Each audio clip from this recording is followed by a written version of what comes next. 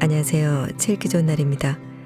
오늘 소개할 책은 나는 당신이 오래오래 걸었으면 좋겠습니다. 지은이는 다나카 나오키, 옮긴 이는 송서정, 발행은 포레스트 북스입니다.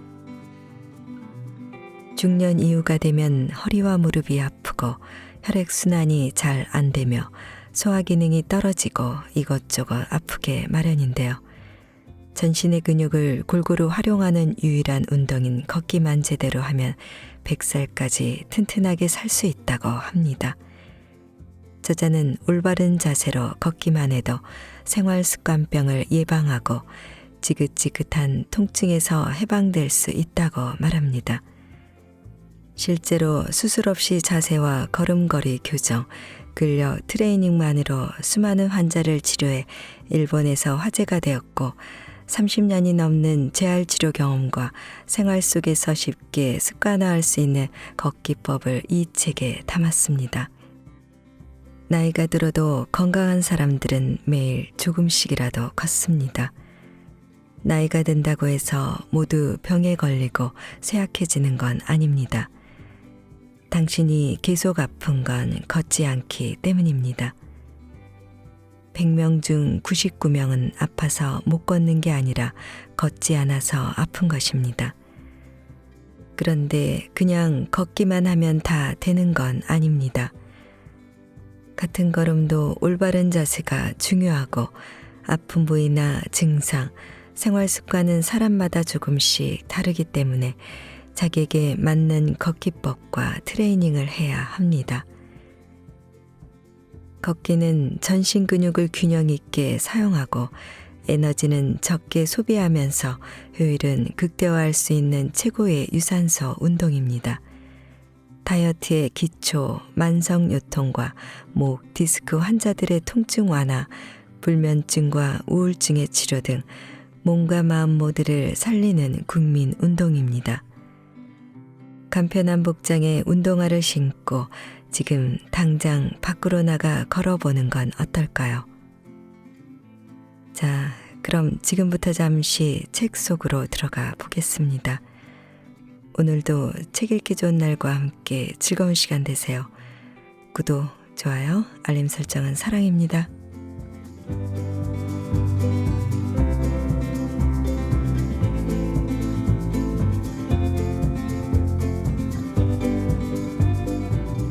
올바른 걷기 자세로 근육 만들기. 조금만 걸어도 피곤한 이유. 걸으면 금세 피곤해져서 걷는 것이 고역인 사람과 아무리 오래 걸어도 지치지 않는 사람이 있다. 이들의 차이는 무엇일까? 정답은 걷는 자세가 좋은가 나쁜가 하는 점이다. 인간의 활동 중에서 가장 중요한 행위는 두 다리로 똑바로 서는 동작, 그리고 선 자세로 전진하는 걷기 동작이다. 이처럼 서고 걷는 동작은 일상생활의 중심임에도 자동차와 가전제품의 보급으로 점점 강화되고 있다. 걷기 외의 수단을 통해 목적지에 도달할 수 있게 되면서 최소한의 걷기만으로 생활하는 사람이 많아졌다.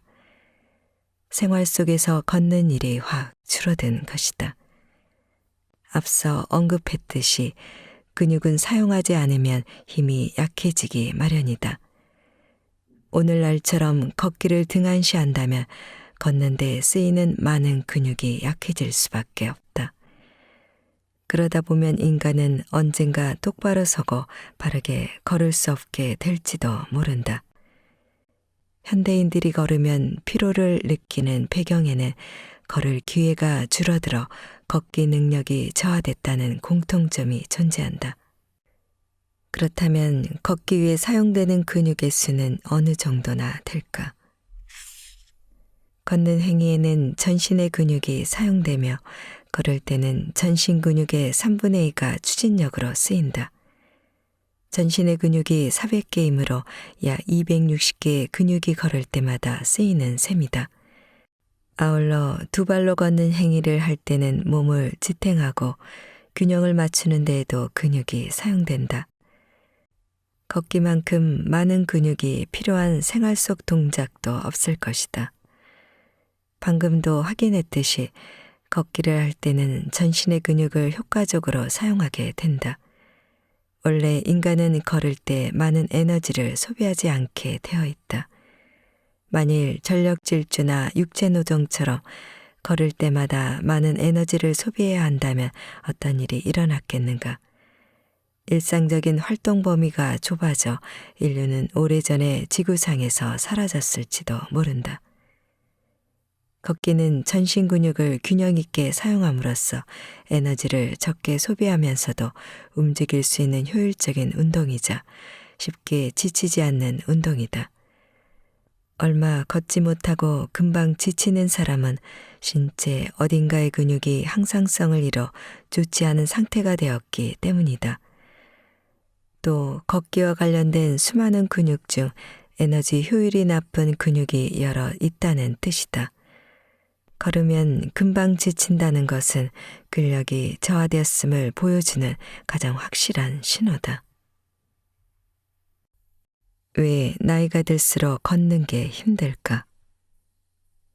보행 능력을 떨어뜨리는 근육 상태에는 크게 4가지가 있다. 보행과 관련된 근육군의 약화. 원래 걷는다는 것은 인간을 목적지로 다가가게 하는 행위다. 인간의 신체 한가운데를 중심이라고 한다. 이 중심의 위치는 배꼽 아래 골반 한가운데쯤이다. 신체를 전후, 좌우, 상하로 이등분하는 선이 교차하는 곳에 있다. 인간을 목적지로 다가가게 한다는 것은 곧 이 중심 부분을 목적지를 향해 나아가게 한다는 뜻이다.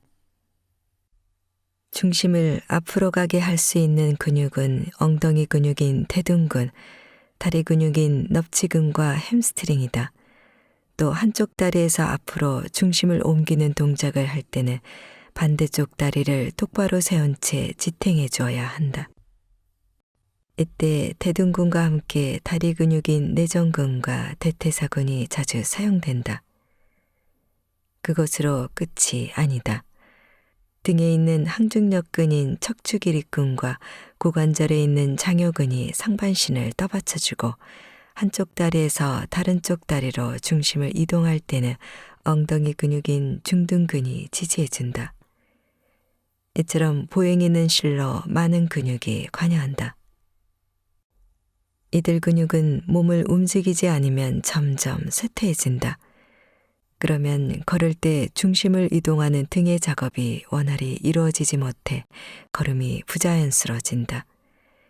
그런 증상을 내버려 둘수록 걸으면 피곤해지는 상황이 더 심해진다. 나쁜 자세가 만들어내는 악순환.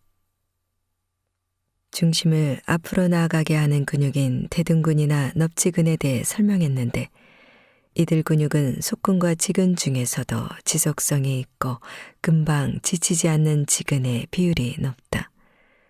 대둔근은 지근의 비율이 높으며 넙지근은 실제로 80%가 지근으로 구성되어 있다. 참고로 넙지근과 함께 아킬레스건에 붙어 있는 비복근은 지근과 속근의 비율이 반반이다. 중심을 앞으로 이동시킬 수 있는 근육으로는 햄스트링이 있다. 햄스트링은 대둔근이나 넙지근에 비하면 속근의 비율이 높아서 빠르게 걷거나 달릴 때 주로 쓰인다. 햄스트링을 쓰면 달리는 동작을 취할 때처럼 중심이 몸의 앞쪽으로 쏠리고 주로 무릎이 구부러진다.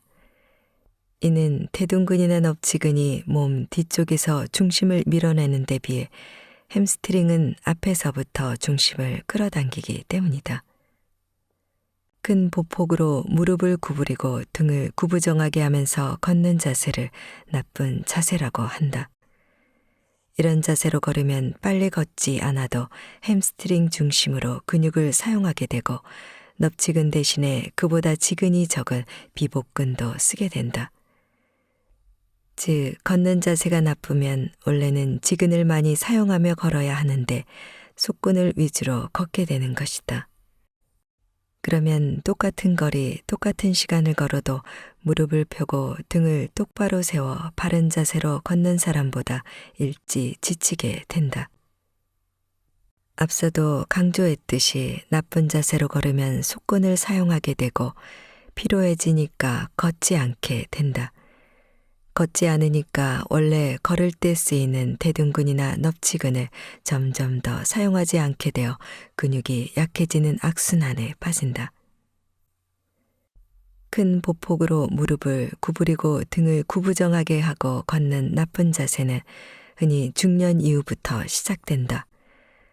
따라서 중년 단계에서 나쁘게 걷는 자세를 개선하느냐 못하느냐가 앞으로 보행 능력을 오래 유지할 수 있느냐 아니냐를 결정 짓는다고 할 수 있다. 일상적인 보행 부조. 자세와 관련해서 발바닥 아치 부분의 중요성은 이미 설명했다. 한 가지 측면을 더 이야기하자면 인간이 두 발로 걷도록 진화하는 데 크게 관여한 것이 발바닥의 아치라는 점이다. 발바닥의 아치가 올라가 있으면 중심이 수월히 이동할 수 있도록 보조하거나 바깥으로 차내는 힘을 전달하여 안정된 자세로 활발하게 움직일 수 있다. 옛날 남학신이라 집신을 신던 시절에는 발가락을 벌려가며 발가락을 이용해서 걸었기 때문에 당시 사람들의 발바닥 아치 부분은 완벽하게 올라가 있었다.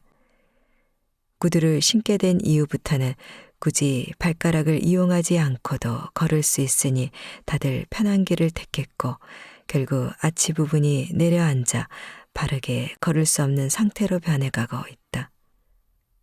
또 발바닥 아치를 들어올리는 정강이 근육인 장비골근과 후경골근이 노화와 걷기 부족으로 약해져 올라가 있던 아치가 중년을 경계로 내려앉기 시작한다. 옛날에는 아치 부분이 내려앉은 평발인 사람은 군대에서 받아주지도 않았다. 그 정도로 아치 부분의 모양과 체력 간에는 밀접한 관계가 있다. 오래 걸어도 잘 지치지 않는 사람은 다음과 같은 선순환을 이어간다. 엉덩이나 장단지 근육을 바르게 사용해 걷고 또 중심 이동이 원활히 이루어지므로 피곤함을 쉽게 느끼지 않는다. 걸어도 쉽게 피곤함을 느끼지 않으므로 많이 걷는다. 많이 걸으면 엉덩이나 장단지 근육과 아치 부분을 들어 올려주는 근육도 사용하게 되므로 자연히 발바닥의 아치 부분이 올라간다. 그래서 많이 걸어도 피곤함을 못 느낀다. 부자연스러운 걸음걸이. 걸을 때는 당연히 팔을 앞뒤로 흔들게 마련이다. 걸을 때 지면을 찬 뒷발이 앞으로 이동하는 것은 중심을 뒤로 되돌리는 행위지만 앞으로 나아가기 위해 그 움직임을 없애는 행위이기도 하다. 즉, 허리부터 위쪽은 허리부터 아래쪽과 반대 방향으로 비틀어져 움직이게 되고 이 비틀어짐과 연동되어 걸을 때 발을 흔드는 동작이 생긴다. 그런 메커니즘으로 걸음을 걸을 때 팔이 저절로 흔들리는 것이다. 따라서 일부러 의식하고 팔을 크게 흔들지 않아도 된다. 팔을 부자연스럽게 흔들려 하거나 발의 자연스러운 움직임을 무리하게 억제하면서 걸으면 금방 지치고 만다. 허리가 아플 때 보조기구로 코르셋을 사용한 적이 있다면 그때를 한번 떠올려 보자. 코르셋을 착용하면 요치를 고정해 주므로 요통을 치료하는 데 효과적이다. 그러나 코르셋을 착용한 채로 걸으면 상반신과 하반신의 자연스러운 움직임이 제약을 받게 된다. 예컨대 추간판 탈출증 예방을 위해 코르셋을 착용한 환자가 보행 훈련을 하면 부자연스럽게 팔을 흔들거나 필요 이상으로 팔을 크게 흔들며 걷게 된다.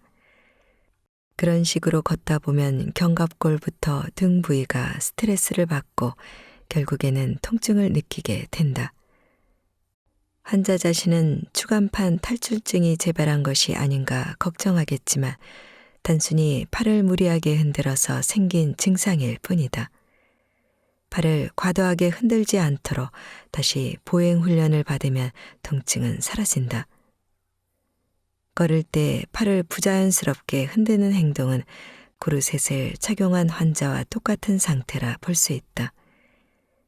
걸을 때 중심 이동이 원활하지 못하다는 뜻이다. 그러면 걷기에 방해가 되며 나아가서는 통증의 원인이 되기도 한다.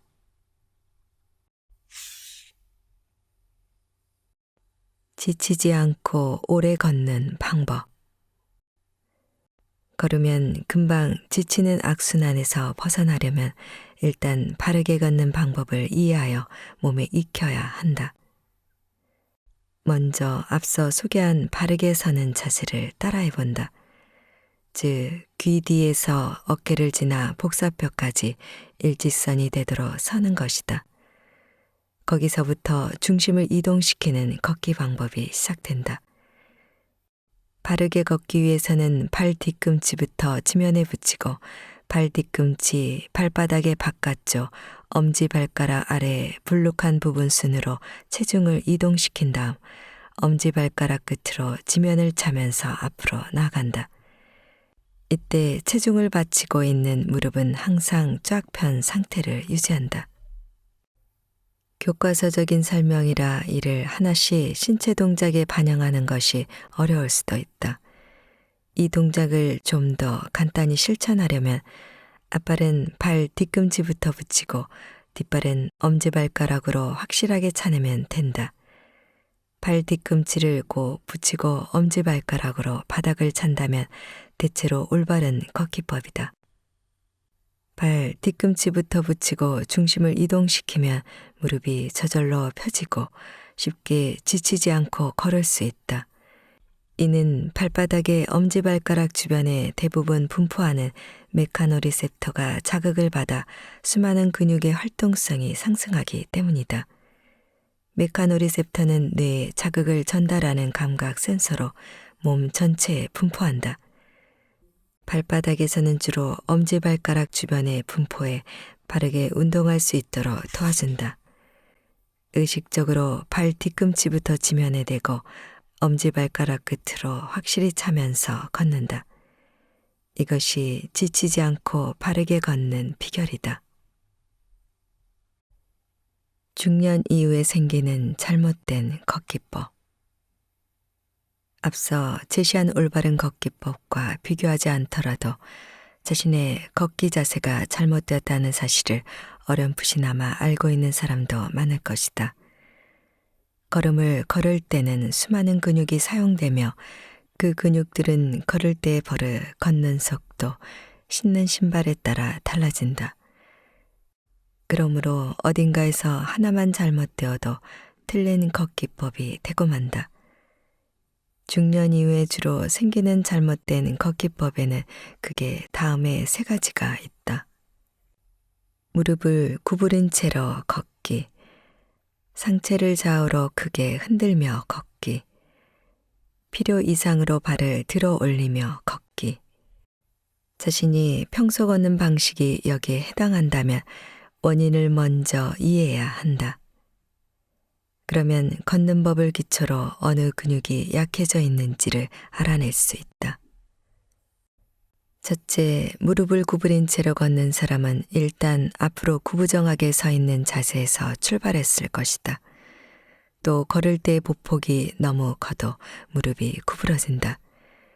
무리하게 보폭을 벌리면 다리를 의식적으로 앞으로 내밀게 된다. 그래서 바닥을 차는 반동으로 다리를 내밀지도 못하고 뒤꿈치부터 착지하지도 못하게 되어 저절로 무릎이 구부러진다. 또 걸을 때 팔을 심하게 흔들어도 달리기에 가까운 운동 자세가 되기 때문에 무릎을 구부린 채 걷게 된다. 둘째, 상체를 좌우로 크게 흔들면서 걷는 가장 큰 이유는 노화와 운동 부족으로 대둔근이 약해졌기 때문이다. 대둔근이 약해지면 중심 이동이 원활하게 이루어지지 않는다. 대둔근 대신에 엉덩이 안쪽에서 골반을 비트는 근육인 이상근이 작용하여 상반신과 하반신이 함께 움직이기 때문에 어깨를 흔들듯이 걷게 되는 것이다. 특히 변형성 무릎 관절증인 사람은 골반을 흔들지 않고 상반신을 흔들며 걷기 때문에 이와 같은 걷기 자세가 되기 쉽다. 또한 이상근이 스트레스를 받아 짧아지면 오자 다리로 이어지기도 한다.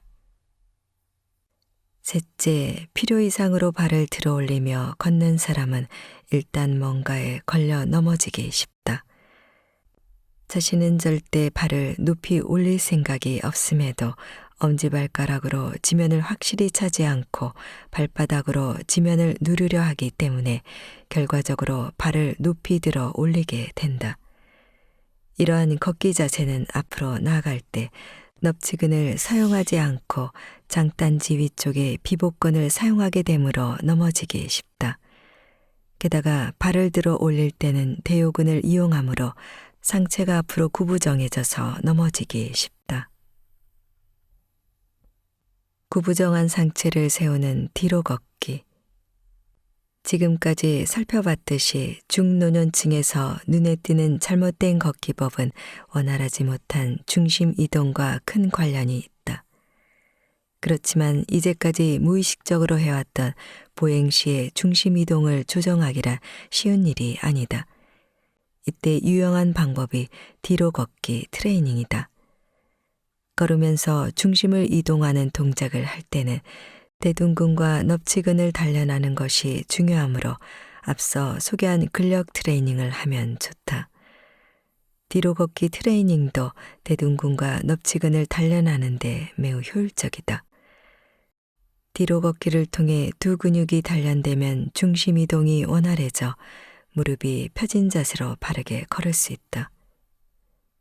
평소 걸을 때는 한쪽 발의 뒤꿈치부터 붙이고 다른 발의 엄지발가락으로 지면을 차는데 뒤로 걷기는 그 반대로 한다. 즉 엄지발가락을 지면에 붙이는 것부터 시작한다. 그 때문에 뒤로 걷기를 하면 앞으로 걸을 때보다 대둔근과 넙치근을 약 6배나 더 사용하게 된다. 트레이닝의 효과가 매우 크다고 말한 것도 바로 이 때문이다. 뒤로 걷기 트레이닝은 효과가 비교적 빨리 나타난다. 뒤로 걷기 트레이닝.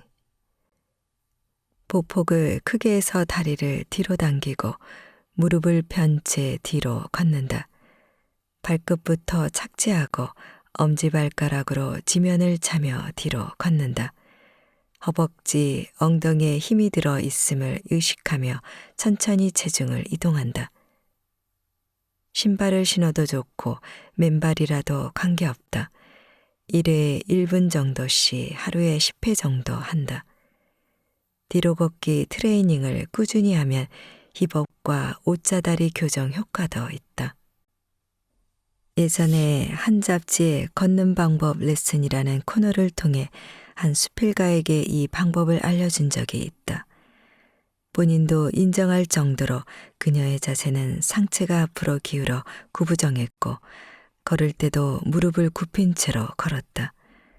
그런데 2에서 3회 정도 뒤로 걷기를 한 후 다시 걸어보게 했더니 그 자리에서 무릎을 펴고 바른 자세로 걷는 것이었다.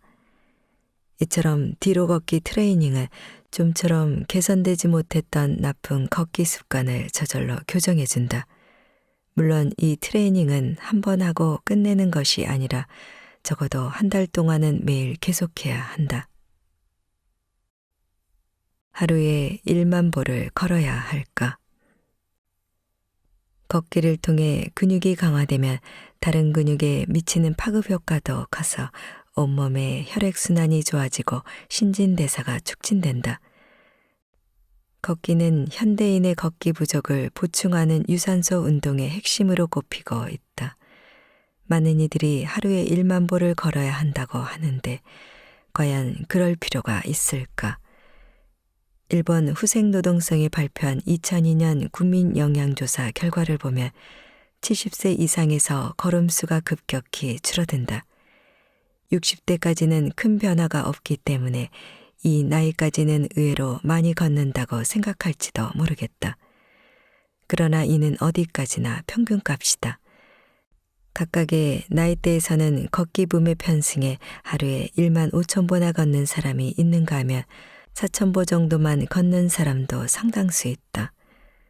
걷기 붐으로 인한 상승 효과에 불과한 셈이다. 이와 같은 상태에서 4천 보 걷던 사람이 갑자기 하루 1만 보를 목표로 하면 무리한 운동량으로 신체의 부담이 가중되어 관절통 등을 앓게 되기도 한다. 걷기 운동을 시작하자마자 무릎을 다쳐 정형외과에 찾아온 환자 대부분이 이런 사람들이다. 열정만으로 무리하게 장거리를 걷거나 숙박까지 하면서 장거리 트레킹에 나섰던 사람들이다. 이들은 매일 목표 거리를 설정하여 무리하게 걸었고 또 걸은 후에 정리 운동을 충분히 하지 않아 무릎을 다친 것이다. 참고로 하루의 목표 걸음수가 1만 보가 된 것은 건강을 위해서는 신체 운동으로 하루에 300칼로리를 소비해야 한다는 한 기사가 발단이었다. 그 300칼로리에 상당하는 신체 운동을 걸음수로 산출했더니 1만 보라는 숫자가 나왔을 뿐이다. 그러니 근거가 부족한 1만 보 걷기에 너무 얽매일 필요는 없다. 걸음수나 자세에 연연하며 걷기 운동을 하다가 무릎이나 허리를 다친 환자도 적지 않다. 다음 사례를 보자.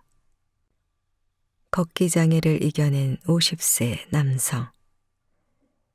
다이어트를 겸해 주말에 걷기 운동을 시작한 50세 남성은 텔레비전이나 잡지에서 본 걷기 운동의 자세를 그대로 따라하려고 보폭을 크게 해서 걷는 데 치중했다. 그러는 사이에 무릎과 허리의 통증이 나타났다.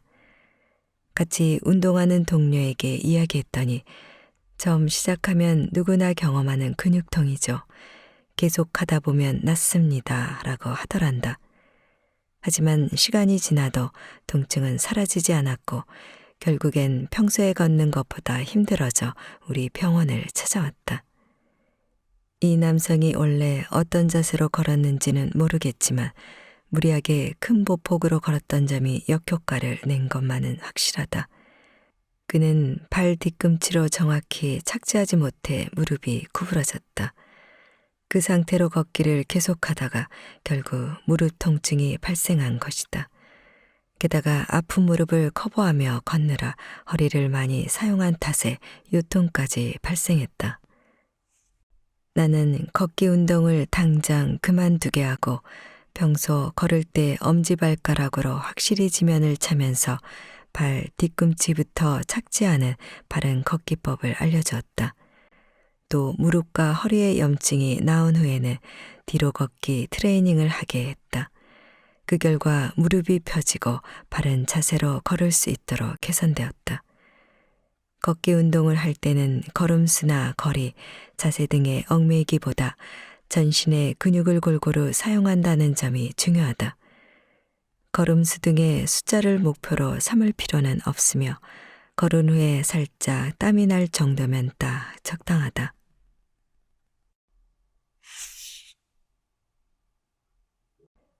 발이 편한 신발 고르는 법. 걷기 위한 도구인 신발, 자기 발에 맞지 않는 신발을 신으면 당연히 걷는데 방해가 된다. 잘 걷기 위해서는 자기 발에 맞는 신발을 신어야 한다. 발에 맞지 않는 신발을 신으면 쉽게 지치고 신고 있을수록 통증까지 발생하는 상황에 이른다. 맞지 않는 신발 때문에 문제가 생기면 이를 커버하기 위해 걷는 자세가 나빠져 변형성 무릎 관절증 등을 일으키기도 한다. 폭이 너무 넓으면 안 된다. 예를 들어 발의 폭이 넓은 신발을 신고 걸으면 금방 지치고 무지외반증에 걸리기 쉽다. 자기 발의 폭보다 넓은 신발을 신으면 걸을 때마다 신발 속에서 발이 앞으로 미끄러진다. 그러면 발가락 끝이 신발 끝에다 엄지발가락이 심하게 휘는 무지외반증이 생기기 쉽다. 지금까지는 뒤축이 높고 발끝이 뾰족한 구두가 무지 외반증의 범인이라고 알려졌지만 그보다는 폭이 넓은 신발이 더 큰 영향을 끼친다고 한다. 하일이나 끝이 뾰족한 신발을 신을 일이 거의 없는 중노년층에서 무지 외반증 환자가 급증한다는 사실이 이를 증명한다. 아무리 신발 사이즈가 맞아도 발의 폭이 맞지 않으면 걷는데 방해만 되므로 폭과 사이즈로 신발을 선택하는 습관을 들여야 한다. 중심 이동이 편해야 한다. 걸을 때 중심 이동을 원활하게 하려면 토브레이크나 생크, 발바닥을 지지하도록 신발 밑창에 댄 부분과 같은 신발의 요소도 중요하다. 토브레이크는 발돋움에서 섰을 때 구부러지는 부분을 뜻하는 신발 관련 전문 용어로 지면을 차는 발 동작에 맞춰 토브레이크 지점에서 신발이 부드럽게 휘어져야 중심 이동이 쉽고 걷기도 편하다.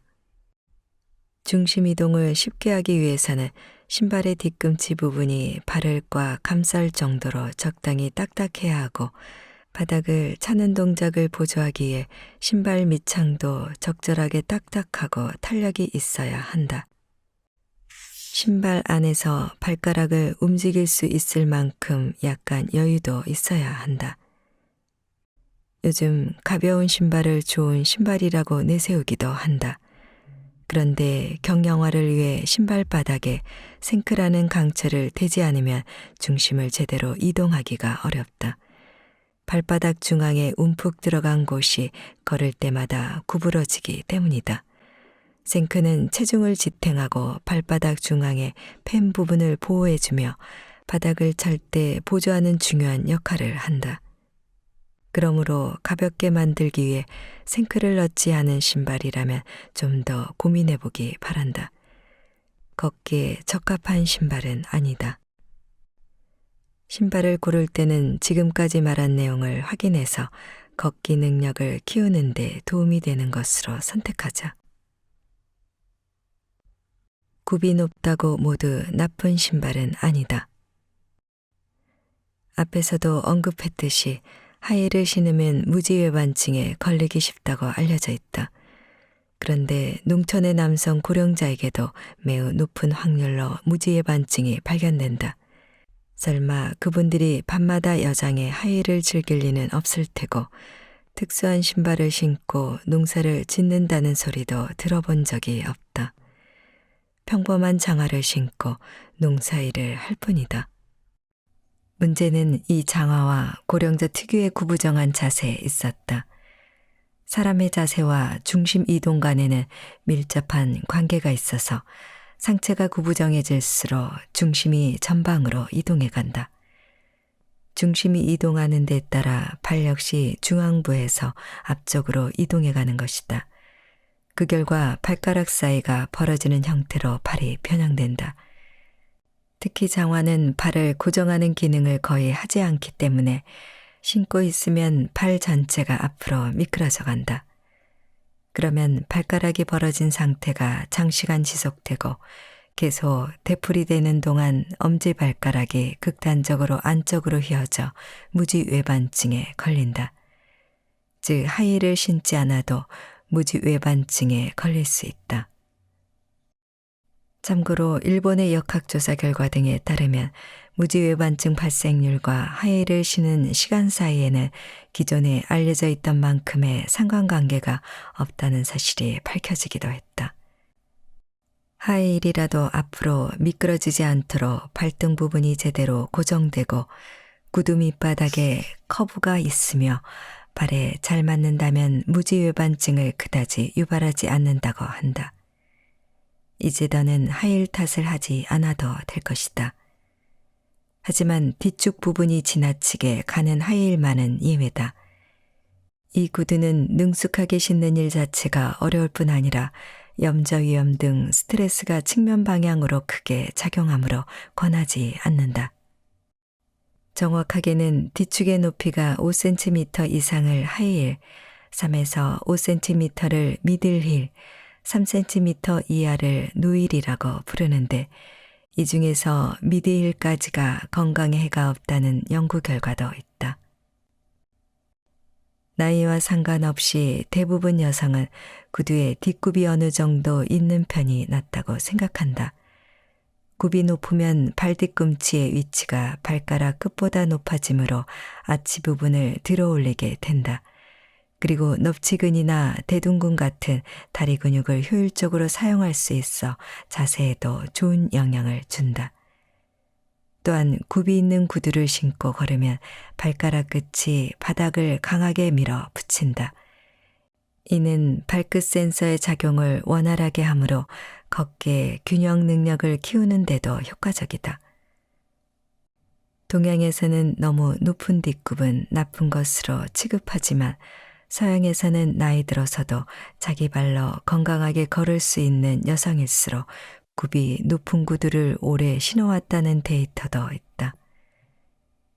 영국의 엘리자베스 황태후는 101세에도 하이힐을 신고 지팡이를 짚은 채로 경마를 관람하러 갔다고 한다. 유명인인데다 삶 자체가 평범한 사람들과 너무 다르기는 하지만 그녀를 통해 굽 높은 신발이 모두 발에 나쁜 것만은 아니라는 사실을 알 수 있다. 다양한 깔창을 활용하자. 이상적인 신발은 신는 사람의 발 모양을 나무틀로 찍어 맞춤으로 제작하는 것이다. 그러나 이런 신발을 갖추는 데는 비용과 시간이 많이 들기 때문에 현실적으로 쉽지 않다. 대부분 사람은 주문 제작한 신발이 아니라 대량 생산된 신발을 신는다. 그러므로 시판용 신발을 살 때는 가능한 한 사이즈나 폭을 정확히 측정해주고 같은 사이즈라도 5종류 이상 다양하게 구비해둔 가게에서 골라야 한다. 그리고 대량 생산된 신발을 자신의 발에 꼭 맞추기 위해서는 깔창을 이용하는 것도 좋다. 시판되는 신발과 발의 부적합을 조정할 때 상당히 도움이 된다. 맞지 않는 신발을 신어 무릎이 상한 사람들이 많아지자 정형외과에서도 깔창을 사용하도록 권하는 곳이 늘고 있다. 나도 맞는 신발이 없어서 조금만 걸어도 피로를 느낀다고 호소하는 환자에게 이양요법사 입장에서 깔창을 사용하라고 권한다. 깔창은 붙여도 불쾌하지 않고 신발 안에서 발가락의 움직임을 방해하지 않는 것, 토브레이크 부분이 가볍고 생크 부분은 딱딱한 것, 소재도 한 가지가 아니라 다양한 것으로 만들어진 것을 선택해야 한다. 근육 만들기에 도움이 되는 서 있는 자세와 걷는 방법.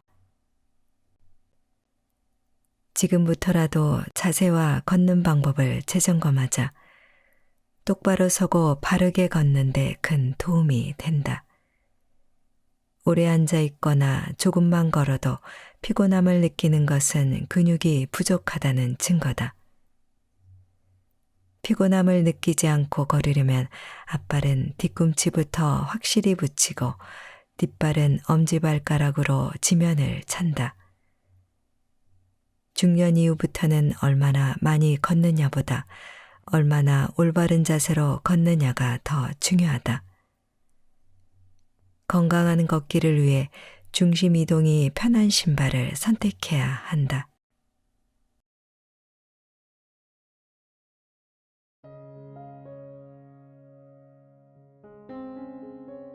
올바른 걷기 자세로 근육 만들기. 조금만 걸어도 피곤한 이유. 걸으면 금세 피곤해져서 걷는 것이 고역인 사람과 아무리 오래 걸어도 지치지 않는 사람이 있다. 이들의 차이는 무엇일까? 정답은 걷는 자세가 좋은가 나쁜가 하는 점이다. 인간의 활동 중에서 가장 중요한 행위는 두 다리로 똑바로 서는 동작, 그리고 선 자세로 전진하는 걷기 동작이다. 이처럼 서고 걷는 동작은 일상생활의 중심임에도 자동차와 가전제품의 보급으로 점점 강화되고 있다. 걷기 외의 수단을 통해 목적지에 도달할 수 있게 되면서 최소한의 걷기만으로 생활하는 사람이 많아졌다. 생활 속에서 걷는 일이 확 줄어든 것이다. 앞서 언급했듯이 근육은 사용하지 않으면 힘이 약해지기 마련이다. 오늘날처럼 걷기를 등한시한다면 걷는데 쓰이는 많은 근육이 약해질 수밖에 없다. 그러다 보면 인간은 언젠가 똑바로 서고 바르게 걸을 수 없게 될지도 모른다. 현대인들이 걸으면 피로를 느끼는 배경에는 걸을 기회가 줄어들어 걷기 능력이 저하됐다는 공통점이 존재한다. 그렇다면 걷기 위해 사용되는 근육의 수는 어느 정도나 될까? 걷는 행위에는 전신의 근육이 사용되며 걸을 때는 전신 근육의 3분의 2가 추진력으로 쓰인다. 전신의 근육이 400개이므로 약 260개의 근육이 걸을 때마다 쓰이는 셈이다. 아울러 두 발로 걷는 행위를 할 때는 몸을 지탱하고 균형을 맞추는 데에도 근육이 사용된다. 걷기만큼 많은 근육이 필요한 생활 속 동작도 없을 것이다. 방금도 확인했듯이 걷기를 할 때는 전신의 근육을 효과적으로 사용하게 된다. 원래 인간은 걸을 때 많은 에너지를 소비하지 않게 되어 있다. 만일 전력 질주나 육체 노동처럼 걸을 때마다 많은 에너지를 소비해야 한다면 어떤 일이 일어났겠는가? 일상적인 활동 범위가 좁아져 인류는 오래전에 지구상에서 사라졌을지도 모른다. 걷기는 전신 근육을 균형 있게 사용함으로써 에너지를 적게 소비하면서도 움직일 수 있는 효율적인 운동이자 쉽게 지치지 않는 운동이다. 얼마 걷지 못하고 금방 지치는 사람은 신체 어딘가의 근육이 항상성을 잃어 좋지 않은 상태가 되었기 때문이다. 또 걷기와 관련된 수많은 근육 중 에너지 효율이 나쁜 근육이 여러 있다는 뜻이다. 걸으면 금방 지친다는 것은 근력이 저하되었음을 보여주는 가장 확실한 신호다. 왜 나이가 들수록 걷는 게 힘들까? 보행 능력을 떨어뜨리는 근육 상태에는 크게 4가지가 있다. 보행과 관련된 근육군의 약화. 원래 걷는다는 것은 인간을 목적지로 다가가게 하는 행위다. 인간의 신체 한가운데를 중심이라고 한다. 이 중심의 위치는 배꼽 아래 골반 한가운데쯤이다. 신체를 전후, 좌우, 상하로 이등분하는 선이 교차하는 곳에 있다. 인간을 목적지로 다가가게 한다는 것은 곧 이 중심 부분을 목적지를 향해 나아가게 한다는 뜻이다. 중심을 앞으로 가게 할 수 있는 근육은 엉덩이 근육인 대둔근, 다리 근육인 넙치근과 햄스트링이다. 또 한쪽 다리에서 앞으로 중심을 옮기는 동작을 할 때는 반대쪽 다리를 똑바로 세운 채 지탱해 주어야 한다. 이때 대둔근과 함께 다리 근육인 내전근과 대퇴사근이 자주 사용된다. 그것으로 끝이 아니다. 등에 있는 항중력근인 척추기립근과 고관절에 있는 장요근이 상반신을 떠받쳐주고 한쪽 다리에서 다른 쪽 다리로 중심을 이동할 때는 엉덩이 근육인 중둔근이 지지해준다. 이처럼 보행이는 실로 많은 근육이 관여한다. 이들 근육은 몸을 움직이지 않으면 점점 쇠퇴해진다. 그러면 걸을 때 중심을 이동하는 등의 작업이 원활히 이루어지지 못해 걸음이 부자연스러워진다. 그런 증상을 내버려 둘수록 걸으면 피곤해지는 상황이 더 심해진다. 나쁜 자세가 만들어내는 악순환. 중심을 앞으로 나아가게 하는 근육인 대둔근이나 넙지근에 대해 설명했는데 이들 근육은 속근과 지근 중에서도 지속성이 있고 금방 지치지 않는 지근의 비율이 높다. 대둔근은 지근의 비율이 높으며 넙지근은 실제로 80%가 지근으로 구성되어 있다. 참고로 넙지근과 함께 아킬레스건에 붙어 있는 비복근은 지근과 속근의 비율이 반반이다. 중심을 앞으로 이동시킬 수 있는 근육으로는 햄스트링이 있다. 햄스트링은 대둔근이나 넙지근에 비하면 속근의 비율이 높아서 빠르게 걷거나 달릴 때 주로 쓰인다. 햄스트링을 쓰면 달리는 동작을 취할 때처럼 중심이 몸의 앞쪽으로 쏠리고 주로 무릎이 구부러진다. 이는 대둔근이나 넙지근이 몸 뒤쪽에서 중심을 밀어내는 데 비해 햄스트링은 앞에서부터 중심을 끌어당기기 때문이다. 큰 보폭으로 무릎을 구부리고 등을 구부정하게 하면서 걷는 자세를 나쁜 자세라고 한다.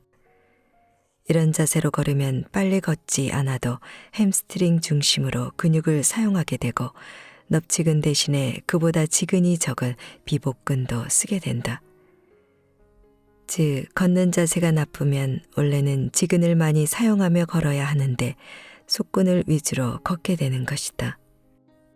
그러면 똑같은 거리, 똑같은 시간을 걸어도 무릎을 펴고 등을 똑바로 세워 바른 자세로 걷는 사람보다 일찍 지치게 된다. 앞서도 강조했듯이 나쁜 자세로 걸으면 속근을 사용하게 되고 피로해지니까 걷지 않게 된다. 걷지 않으니까 원래 걸을 때 쓰이는 대둔근이나 넙지근을 점점 더 사용하지 않게 되어 근육이 약해지는 악순환에 빠진다. 큰 보폭으로 무릎을 구부리고 등을 구부정하게 하고 걷는 나쁜 자세는 흔히 중년 이후부터 시작된다. 따라서 중년 단계에서 나쁘게 걷는 자세를 개선하느냐 못하느냐가 앞으로 보행 능력을 오래 유지할 수 있느냐 아니냐를 결정 짓는다고 할 수 있다. 일상적인 보행 부조. 자세와 관련해서 발바닥 아치 부분의 중요성은 이미 설명했다. 한 가지 측면을 더 이야기하자면 인간이 두 발로 걷도록 진화하는 데 크게 관여한 것이 발바닥의 아치라는 점이다. 발바닥의 아치가 올라가 있으면 중심이 수월히 이동할 수 있도록 보조하거나 바깥으로 차내는 힘을 전달하여 안정된 자세로 활발하게 움직일 수 있다. 옛날 남학신이라 집신을 신던 시절에는 발가락을 벌려가며 발가락을 이용해서 걸었기 때문에 당시 사람들의 발바닥 아치 부분은 완벽하게 올라가 있었다. 구두를 신게 된 이후부터는 굳이 발가락을 이용하지 않고도 걸을 수 있으니 다들 편한 길을 택했고 결국 아치 부분이 내려앉아 바르게 걸을 수 없는 상태로 변해가고 있다. 또 발바닥 아치를 들어 올리는 정강이 근육인 장비골근과 후경골근이 노화와 걷기 부족으로 약해져 올라가 있던 아치가 중년을 경계로 내려앉기 시작한다. 옛날에는 아치 부분이 내려앉은 평발인 사람은 군대에서 받아주지도 않았다. 그 정도로 아치 부분의 모양과 체력 간에는 밀접한 관계가 있다. 오래 걸어도 잘 지치지 않는 사람은 다음과 같은 선순환을 이어간다. 엉덩이나 장단지 근육을 바르게 사용해 걷고 또 중심 이동이 원활히 이루어지므로 피곤함을 쉽게 느끼지 않는다. 걸어도 쉽게 피곤함을 느끼지 않으므로 많이 걷는다. 많이 걸으면 엉덩이나 장단지 근육과 아치 부분을 들어 올려주는 근육도 사용하게 되므로 자연히 발바닥의 아치 부분이 올라간다. 그래서 많이 걸어도 피곤함을 못 느낀다. 부자연스러운 걸음걸이. 걸을 때는 당연히 팔을 앞뒤로 흔들게 마련이다. 걸을 때 지면을 찬 뒷발이 앞으로 이동하는 것은 중심을 뒤로 되돌리는 행위지만 앞으로 나아가기 위해 그 움직임을 없애는 행위이기도 하다. 즉, 허리부터 위쪽은 허리부터 아래쪽과 반대 방향으로 비틀어져 움직이게 되고 이 비틀어짐과 연동되어 걸을 때 발을 흔드는 동작이 생긴다. 그런 메커니즘으로 걸음을 걸을 때 팔이 저절로 흔들리는 것이다. 따라서 일부러 의식하고 팔을 크게 흔들지 않아도 된다. 팔을 부자연스럽게 흔들려 하거나 팔의 자연스러운 움직임을 무리하게 억제하면서 걸으면 금방 지치고 만다.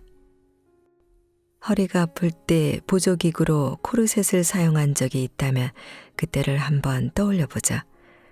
코르셋을 착용하면 요치를 고정해 주므로 요통을 치료하는 데 효과적이다. 그러나 코르셋을 착용한 채로 걸으면 상반신과 하반신의 자연스러운 움직임이 제약을 받게 된다. 예컨대 추간판 탈출증 예방을 위해 코르셋을 착용한 환자가 보행 훈련을 하면 부자연스럽게 팔을 흔들거나 필요 이상으로 팔을 크게 흔들며 걷게 된다. 그런 식으로 걷다 보면 견갑골부터 등 부위가 스트레스를 받고 결국에는 통증을 느끼게 된다.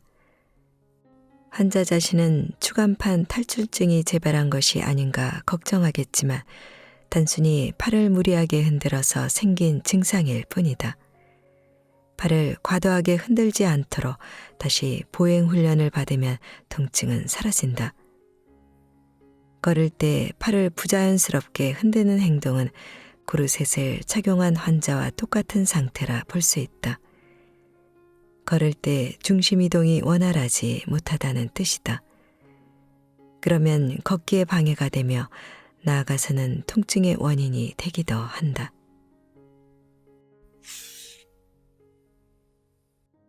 지치지 않고 오래 걷는 방법.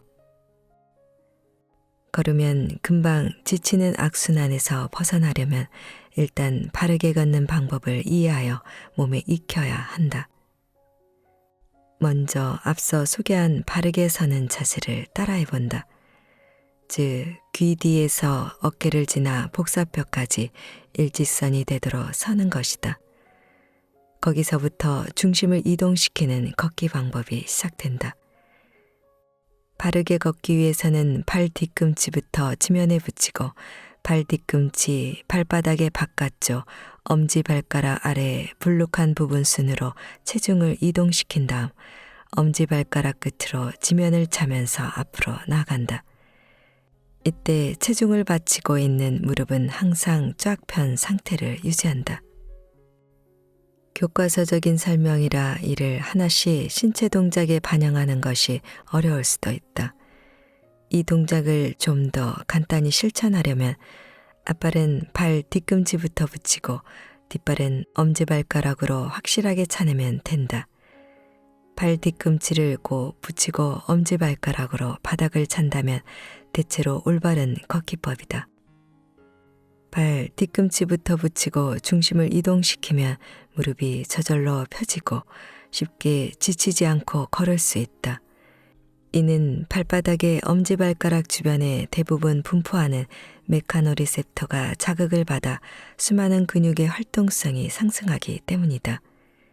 메카노리셉터는 뇌에 자극을 전달하는 감각 센서로 몸 전체에 분포한다. 발바닥에서는 주로 엄지발가락 주변에 분포해 바르게 운동할 수 있도록 도와준다. 의식적으로 발 뒤꿈치부터 지면에 대고 엄지발가락 끝으로 확실히 차면서 걷는다. 이것이 지치지 않고 바르게 걷는 비결이다. 중년 이후에 생기는 잘못된 걷기법.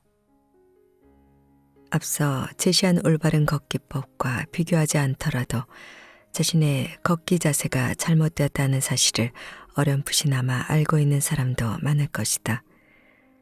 걸음을 걸을 때는 수많은 근육이 사용되며 그 근육들은 걸을 때의 버릇, 걷는 속도, 신는 신발에 따라 달라진다. 그러므로 어딘가에서 하나만 잘못되어도 틀린 걷기법이 되고 만다. 중년 이후에 주로 생기는 잘못된 걷기법에는 크게 다음에 3가지가 있다. 무릎을 구부린 채로 걷기, 상체를 좌우로 크게 흔들며 걷기, 필요 이상으로 발을 들어 올리며 걷기. 자신이 평소 걷는 방식이 여기에 해당한다면 원인을 먼저 이해해야 한다. 그러면 걷는 법을 기초로 어느 근육이 약해져 있는지를 알아낼 수 있다. 첫째, 무릎을 구부린 채로 걷는 사람은 일단 앞으로 구부정하게 서 있는 자세에서 출발했을 것이다. 또 걸을 때 보폭이 너무 커도 무릎이 구부러진다. 무리하게 보폭을 벌리면 다리를 의식적으로 앞으로 내밀게 된다. 그래서 바닥을 차는 반동으로 다리를 내밀지도 못하고 뒤꿈치부터 착지하지도 못하게 되어 저절로 무릎이 구부러진다. 또 걸을 때 팔을 심하게 흔들어도 달리기에 가까운 운동 자세가 되기 때문에 무릎을 구부린 채 걷게 된다. 둘째, 상체를 좌우로 크게 흔들면서 걷는 가장 큰 이유는 노화와 운동 부족으로 대둔근이 약해졌기 때문이다. 대둔근이 약해지면 중심 이동이 원활하게 이루어지지 않는다. 대둔근 대신에 엉덩이 안쪽에서 골반을 비트는 근육인 이상근이 작용하여 상반신과 하반신이 함께 움직이기 때문에 어깨를 흔들듯이 걷게 되는 것이다. 특히 변형성 무릎 관절증인 사람은 골반을 흔들지 않고 상반신을 흔들며 걷기 때문에 이와 같은 걷기 자세가 되기 쉽다. 또한 이상근이 스트레스를 받아 짧아지면 오자 다리로 이어지기도 한다. 셋째, 필요 이상으로 발을 들어 올리며 걷는 사람은 일단 뭔가에 걸려 넘어지기 쉽다. 자신은 절대 발을 높이 올릴 생각이 없음에도 엄지발가락으로 지면을 확실히 차지 않고 발바닥으로 지면을 누르려 하기 때문에 결과적으로 발을 높이 들어 올리게 된다. 이러한 걷기 자세는 앞으로 나아갈 때 넙치근을 사용하지 않고 장단지 위쪽의 비복근을 사용하게 되므로 넘어지기 쉽다. 게다가 발을 들어 올릴 때는 대요근을 이용하므로 상체가 앞으로 구부정해져서 넘어지기 쉽다. 구부정한 상체를 세우는 뒤로 걷기. 지금까지 살펴봤듯이 중노년층에서 눈에 띄는 잘못된 걷기법은 원활하지 못한 중심 이동과 큰 관련이 있다. 그렇지만 이제까지 무의식적으로 해왔던 보행 시의 중심 이동을 조정하기란 쉬운 일이 아니다. 이때 유용한 방법이 뒤로 걷기 트레이닝이다. 걸으면서 중심을 이동하는 동작을 할 때는 대둔근과 넙치근을 단련하는 것이 중요하므로 앞서 소개한 근력 트레이닝을 하면 좋다. 뒤로 걷기 트레이닝도 대둔근과 넙치근을 단련하는 데 매우 효율적이다. 뒤로 걷기를 통해 두 근육이 단련되면 중심 이동이 원활해져 무릎이 펴진 자세로 바르게 걸을 수 있다. 평소 걸을 때는 한쪽 발의 뒤꿈치부터 붙이고 다른 발의 엄지발가락으로 지면을 차는데 뒤로 걷기는 그 반대로 한다. 즉 엄지발가락을 지면에 붙이는 것부터 시작한다. 그 때문에 뒤로 걷기를 하면 앞으로 걸을 때보다 대둔근과 넙치근을 약 6배나 더 사용하게 된다. 트레이닝의 효과가 매우 크다고 말한 것도 바로 이 때문이다. 뒤로 걷기 트레이닝은 효과가 비교적 빨리 나타난다. 뒤로 걷기 트레이닝. 보폭을 크게 해서 다리를 뒤로 당기고 무릎을 편 채 뒤로 걷는다. 발끝부터 착지하고 엄지발가락으로 지면을 차며 뒤로 걷는다. 허벅지, 엉덩이에 힘이 들어 있음을 의식하며 천천히 체중을 이동한다. 신발을 신어도 좋고 맨발이라도 관계없다. 1회에 1분 정도씩 하루에 10회 정도 한다. 뒤로 걷기 트레이닝을 꾸준히 하면 힙업과 오자다리 교정 효과도 있다.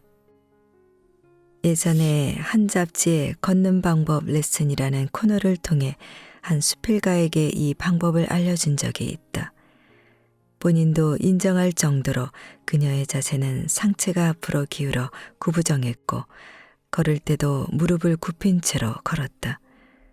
그런데 2에서 3회 정도 뒤로 걷기를 한 후 다시 걸어보게 했더니 그 자리에서 무릎을 펴고 바른 자세로 걷는 것이었다. 이처럼 뒤로 걷기 트레이닝은 좀처럼 개선되지 못했던 나쁜 걷기 습관을 저절로 교정해준다. 물론 이 트레이닝은 한 번 하고 끝내는 것이 아니라 적어도 한 달 동안은 매일 계속해야 한다. 하루에 1만 보를 걸어야 할까? 걷기를 통해 근육이 강화되면 다른 근육에 미치는 파급 효과도 커서 온몸의 혈액순환이 좋아지고 신진대사가 촉진된다. 걷기는 현대인의 걷기 부족을 보충하는 유산소 운동의 핵심으로 꼽히고 있다. 많은 이들이 하루에 1만 보를 걸어야 한다고 하는데 과연 그럴 필요가 있을까? 일본 후생노동성이 발표한 2002년 국민영양조사 결과를 보면 70세 이상에서 걸음수가 급격히 줄어든다. 60대까지는 큰 변화가 없기 때문에 이 나이까지는 의외로 많이 걷는다고 생각할지도 모르겠다. 그러나 이는 어디까지나 평균값이다. 각각의 나이대에서는 걷기 붐의 편승에 하루에 1만 5천 보나 걷는 사람이 있는가 하면 4천 보 정도만 걷는 사람도 상당수 있다. 걷기 붐으로 인한 상승 효과에 불과한 셈이다. 이와 같은 상태에서 4천 보 걷던 사람이 갑자기 하루 1만 보를 목표로 하면 무리한 운동량으로 신체의 부담이 가중되어 관절통 등을 앓게 되기도 한다. 걷기 운동을 시작하자마자 무릎을 다쳐 정형외과에 찾아온 환자 대부분이 이런 사람들이다. 열정만으로 무리하게 장거리를 걷거나 숙박까지 하면서 장거리 트레킹에 나섰던 사람들이다. 이들은 매일 목표 거리를 설정하여 무리하게 걸었고 또 걸은 후에 정리 운동을 충분히 하지 않아 무릎을 다친 것이다. 참고로 하루의 목표 걸음수가 1만 보가 된 것은 건강을 위해서는 신체 운동으로 하루에 300칼로리를 소비해야 한다는 한 기사가 발단이었다. 그 300칼로리에 상당하는 신체 운동을 걸음수로 산출했더니 1만 보라는 숫자가 나왔을 뿐이다. 그러니 근거가 부족한 1만 보 걷기에 너무 얽매일 필요는 없다. 걸음수나 자세에 연연하며 걷기 운동을 하다가 무릎이나 허리를 다친 환자도 적지 않다. 다음 사례를 보자. 걷기 장애를 이겨낸 50세 남성. 다이어트를 겸해 주말에 걷기 운동을 시작한 50세 남성은 텔레비전이나 잡지에서 본 걷기 운동의 자세를 그대로 따라하려고 보폭을 크게 해서 걷는데 치중했다. 그러는 사이에 무릎과 허리의 통증이 나타났다.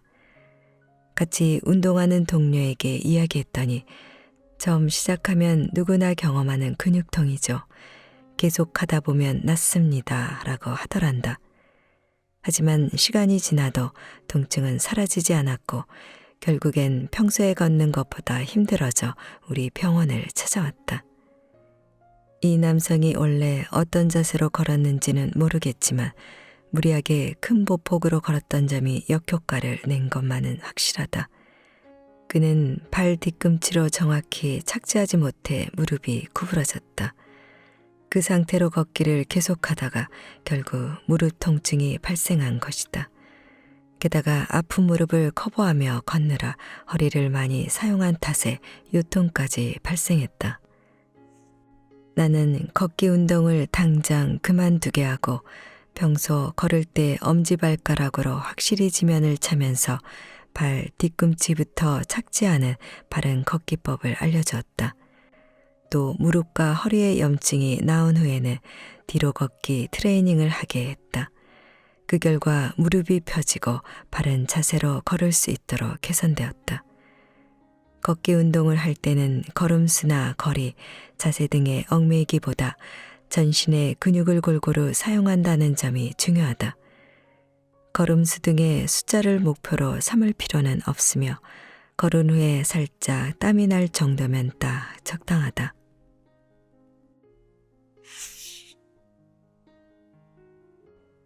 발이 편한 신발 고르는 법. 걷기 위한 도구인 신발, 자기 발에 맞지 않는 신발을 신으면 당연히 걷는데 방해가 된다. 잘 걷기 위해서는 자기 발에 맞는 신발을 신어야 한다. 발에 맞지 않는 신발을 신으면 쉽게 지치고 신고 있을수록 통증까지 발생하는 상황에 이른다. 맞지 않는 신발 때문에 문제가 생기면 이를 커버하기 위해 걷는 자세가 나빠져 변형성 무릎 관절증 등을 일으키기도 한다. 폭이 너무 넓으면 안 된다. 예를 들어 발의 폭이 넓은 신발을 신고 걸으면 금방 지치고 무지외반증에 걸리기 쉽다. 자기 발의 폭보다 넓은 신발을 신으면 걸을 때마다 신발 속에서 발이 앞으로 미끄러진다. 그러면 발가락 끝이 신발 끝에다 엄지발가락이 심하게 휘는 무지외반증이 생기기 쉽다. 지금까지는 뒤축이 높고 발끝이 뾰족한 구두가 무지외반증의 범인이라고 알려졌지만 그보다는 폭이 넓은 신발이 더 큰 영향을 끼친다고 한다. 하이힐이나 끝이 뾰족한 신발을 신을 일이 거의 없는 중노년층에서 무지외반증 환자가 급증한다는 사실이 이를 증명한다. 아무리 신발 사이즈가 맞아도 발의 폭이 맞지 않으면 걷는데 방해만 되므로 폭과 사이즈로 신발을 선택하는 습관을 들여야 한다. 중심 이동이 편해야 한다. 걸을 때 중심 이동을 원활하게 하려면 토브레이크나 생크, 발바닥을 지지하도록 신발 밑창에 댄 부분과 같은 신발의 요소도 중요하다. 토브레이크는 발돋움에서 섰을 때 구부러지는 부분을 뜻하는 신발 관련 전문 용어로 지면을 차는 발 동작에 맞춰 토브레이크 지점에서 신발이 부드럽게 휘어져야 중심 이동이 쉽고 걷기도 편하다. 중심 이동을 쉽게 하기 위해서는 신발의 뒤꿈치 부분이 발을 꽉 감쌀 정도로 적당히 딱딱해야 하고 바닥을 차는 동작을 보조하기 위해 신발 밑창도 적절하게 딱딱하고 탄력이 있어야 한다. 신발 안에서 발가락을 움직일 수 있을 만큼 약간 여유도 있어야 한다. 요즘 가벼운 신발을 좋은 신발이라고 내세우기도 한다. 그런데 경량화를 위해 신발 바닥에 생크라는 강철을 대지 않으면 중심을 제대로 이동하기가 어렵다. 발바닥 중앙에 움푹 들어간 곳이 걸을 때마다 구부러지기 때문이다. 생크는 체중을 지탱하고 발바닥 중앙의 펜 부분을 보호해주며 바닥을 찰 때 보조하는 중요한 역할을 한다. 그러므로 가볍게 만들기 위해 생크를 넣지 않은 신발이라면 좀 더 고민해보기 바란다. 걷기에 적합한 신발은 아니다. 신발을 고를 때는 지금까지 말한 내용을 확인해서 걷기 능력을 키우는 데 도움이 되는 것으로 선택하자. 굽이 높다고 모두 나쁜 신발은 아니다. 앞에서도 언급했듯이 하이힐을 신으면 무지외반증에 걸리기 쉽다고 알려져 있다. 그런데 농촌의 남성 고령자에게도 매우 높은 확률로 무지외반증이 발견된다. 설마 그분들이 밤마다 여장에 하이힐을 즐길 리는 없을 테고 특수한 신발을 신고 농사를 짓는다는 소리도 들어본 적이 없다. 평범한 장화를 신고 농사일을 할 뿐이다. 문제는 이 장화와 고령자 특유의 구부정한 자세에 있었다. 사람의 자세와 중심 이동 간에는 밀접한 관계가 있어서 상체가 구부정해질수록 중심이 전방으로 이동해 간다. 중심이 이동하는 데 따라 발 역시 중앙부에서 앞쪽으로 이동해 가는 것이다. 그 결과 발가락 사이가 벌어지는 형태로 발이 변형된다. 특히 장화는 발을 고정하는 기능을 거의 하지 않기 때문에 신고 있으면 발 전체가 앞으로 미끄러져 간다. 그러면 발가락이 벌어진 상태가 장시간 지속되고 계속 되풀이 되는 동안 엄지발가락이 극단적으로 안쪽으로 휘어져 무지외반증에 걸린다. 즉 하이힐을 신지 않아도 무지외반증에 걸릴 수 있다. 참고로 일본의 역학조사 결과 등에 따르면 무지외반증 발생률과 하이힐을 신은 시간 사이에는 기존에 알려져 있던 만큼의 상관관계가 없다는 사실이 밝혀지기도 했다. 하이힐이라도 앞으로 미끄러지지 않도록 발등 부분이 제대로 고정되고 구두 밑바닥에 커브가 있으며 발에 잘 맞는다면 무지외반증을 그다지 유발하지 않는다고 한다. 이제 더는 하이힐 탓을 하지 않아도 될 것이다.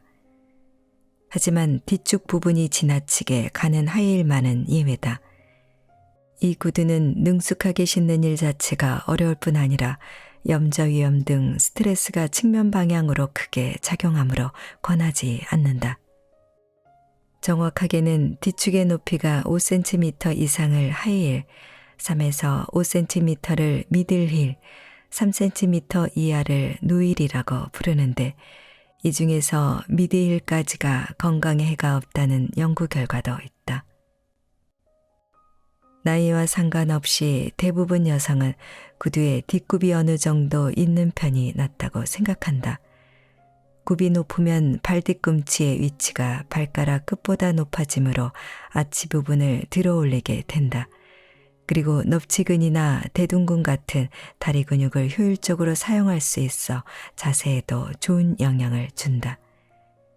또한 굽이 있는 구두를 신고 걸으면 발가락 끝이 바닥을 강하게 밀어 붙인다. 이는 발끝 센서의 작용을 원활하게 하므로 걷기의 균형 능력을 키우는 데도 효과적이다. 동양에서는 너무 높은 뒷굽은 나쁜 것으로 취급하지만 서양에서는 나이 들어서도 자기 발로 건강하게 걸을 수 있는 여성일수록 굽이 높은 구두를 오래 신어왔다는 데이터도 있다. 영국의 엘리자베스 황태후는 101세에도 하이힐을 신고 지팡이를 짚은 채로 경마를 관람하러 갔다고 한다. 유명인인데다 삶 자체가 평범한 사람들과 너무 다르기는 하지만 그녀를 통해 굽 높은 신발이 모두 발에 나쁜 것만은 아니라는 사실을 알 수 있다. 다양한 깔창을 활용하자. 이상적인 신발은 신는 사람의 발 모양을 나무틀로 찍어 맞춤으로 제작하는 것이다. 그러나 이런 신발을 갖추는 데는 비용과 시간이 많이 들기 때문에 현실적으로 쉽지 않다. 대부분 사람은 주문 제작한 신발이 아니라 대량 생산된 신발을 신는다. 그러므로 시판용 신발을 살 때는 가능한 한 사이즈나 폭을 정확히 측정해주고 같은 사이즈라도 5종류 이상 다양하게 구비해둔 가게에서 골라야 한다. 그리고 대량 생산된 신발을 자신의 발에 꼭 맞추기 위해서는 깔창을 이용하는 것도 좋다. 시판되는 신발과 발의 부적합을 조정할 때 상당히 도움이 된다. 맞지 않는 신발을 신어 무릎이 상한 사람들이 많아지자 정형외과에서도 깔창을 사용하도록 권하는 곳이 늘고 있다. 나도 맞는 신발이 없어서 조금만 걸어도 피로를 느낀다고 호소하는 환자에게 이양요법사 입장에서 깔창을 사용하라고 권한다. 깔창은 붙여도 불쾌하지 않고 신발 안에서 발가락의 움직임을 방해하지 않는 것, 토브레이크 부분이 가볍고 생크 부분은 딱딱한 것, 소재도 한 가지가 아니라 다양한 것으로 만들어진 것을 선택해야 한다. 근육 만들기에 도움이 되는 서 있는 자세와 걷는 방법.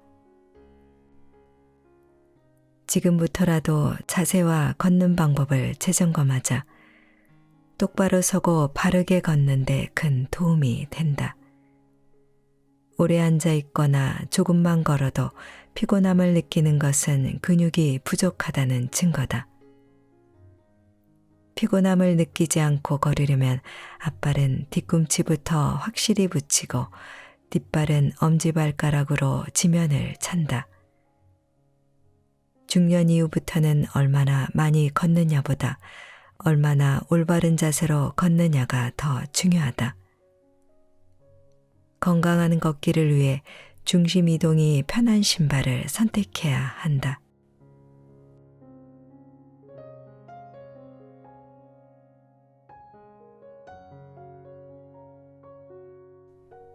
책 읽기 좋은 날 오늘은 나는 당신이 오래오래 걸었으면 좋겠습니다를 보내드렸습니다.